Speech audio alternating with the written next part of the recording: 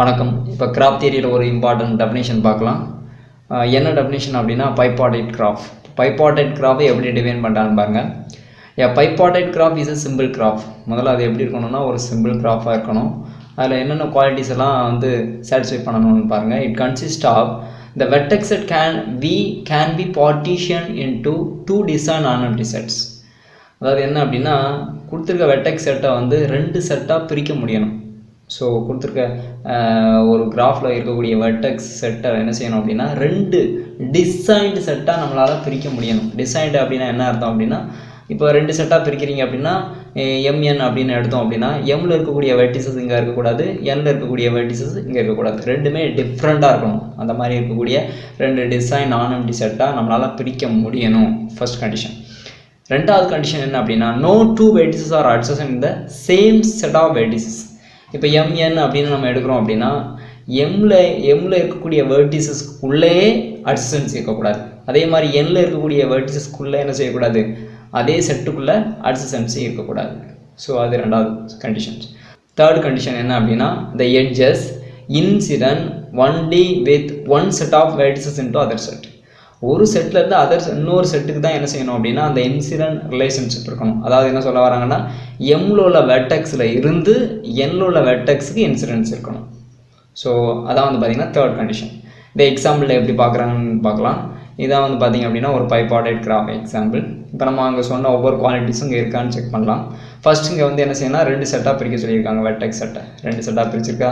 இங்கே இருக்கக்கூடிய வெர்டெக்ஸ் இங்கே இல்லை, இங்கே v1 v2 v3 v4 v5. இப்போ இனி graph g has mn are two design vertex set. இந்த மாதிரி mnன்னு ரெண்டு வெர்டெக்ஸ் செட்டை நம்ம சூஸ் பண்ணியிருக்கோம். அங்கே சொன்ன ரெண்டாவது quality no two vertices are adjacent in the same set. இங்கே சேம் செட்டுக்குள்ளே அட்ஜசன்சி இல்லை, எம்லையும் இல்லை என்லையும் சேம் செட்டுக்குள்ளேயே அட்ஜசன்சி இல்லை. தேர்டு என்ன சொல்லியிருக்கு, the edges are incident only with the vertex set m into n. இந்த எட்ஜஸ் எப்படி இருக்குது, incident with m into n. இப்போ எம்லேருந்து என்னுக்கு போகுது. ஸோ அந்த மாதிரி தான் இங்கேயும் இருக்குது. v1லேருந்து v4, v2லேருந்து v4, v3லேருந்து v4. இந்த same v1லேருந்து v5, v2லேருந்து v5, v3லேருந்து v5. So இந்த மாதிரி என்ன செஞ்சிருக்கு அப்படின்னா தேர்ட் கண்டிஷனை சாட்டிஸ்ஃபை பண்ணிடுச்சு. ஸோ அதனால் இதை என்ன சொல்லிடலாம் அப்படின்னா ஒரு பைபார்டைட் கிராஃப் அப்படின்னு சொல்லிடலாம். இப்போ second definition complete bipartite graph. இங்கேயும் பைபார்டைட் கிராஃப்னு சொல்லியாச்சு. அப்போ ஒரு பைபார்டைட் கிராஃப் தான் நம்ம என்ன செய்வோம்னா கம்ப்ளீட் பைபார்டைட் கிராஃப்னு சொல்லுவோம். இப்போ அடிஷ்னலாக அதில் என்ன கண்டிஷன்ஸை நம்ம வந்து ஃபாலோ பண்ண போகிறோம்னு பாருங்கள்.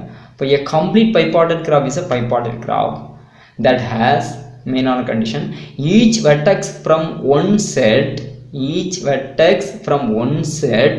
adjacent to each vertex of other set. என்ன இதில் புரிஞ்சுக்கணும் அப்படின்னா each vertex from one set adjacent to each vertex of another set. இங்கே உள்ள ஒவ்வொரு வெர்டெக்ஸில் இருந்து அதர் செட்டுக்கு என்ன செய்யணும் அப்படின்னா அட்ஜசன்சி இருக்கணும். v1லேருந்து இங்கே எத்தனை வெர்டெக்ஸ் செட் இருக்கோ அவ்வளோவுக்கும் என்ன செய்யணும்னா அட்ஜசன்சி இருக்கணும். அதே மாதிரி same v2 and v3 also. So இந்த மாதிரி என்ன செஞ்சுங்க ஃபாலோ பண்ணக்கூடிய ஒரு கிராஃப் தான் கம்ப்ளீட் பைபார்டைட் கிராஃப்னு சொல்லுவோம். ஸோ அது அதனோட எப்படி டினோட் பண்ணுறாங்க பாருங்கள். the bipartite graph with the vertex set m and n is denoted by kmn. அதாவது இங்கே என்னென்னா ரெண்டு செட்டாக நம்ம பிரிப்போம் பைபார்டைட் கிராஃப் அப்படின்னா. இப்போ ஒரு செட் ஆஃப் வெர்டிசஸை எம்னு சொல்லுவோம், இன்னொரு செட் ஆஃப் வெர்டிசஸை என்னன்னு சொல்லுவோம். n நம்பர் ஆஃப் வெர்டிசஸ், இது m நம்பர் ஆஃப் வெர்டிசஸ்.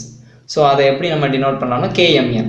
அப்போ இங்கே ஒரு செட்டில் 3 வேர்டிசஸ் இருக்குது, இன்னொரு செட்டில் 2 வேர்டிசஸ் இருக்குது. அப்போ இந்த கிராஃபை இதில் அப்ளை பண்ணோம்னா this is a complete bipartite graph is denoted by k32. ஓகேவா, இதான் வந்து ஒரு கம்ப்ளீட் பைபார்டைட்கான டெஃபினேஷன். இந்த வீடியோ உங்களுக்கு பிடிச்சிருக்குன்னு நம்புகிறேன். இந்த வீடியோ உங்களுக்கு பிடிச்சிருந்துச்சு லைக் பண்ணுங்கள், ஷேர் பண்ணுங்கள், கமெண்ட் பண்ணுங்கள். மறக்காமல் நம்ம சேனலை சப்ஸ்கிரைப் பண்ணுங்கள். தேங்க்யூ.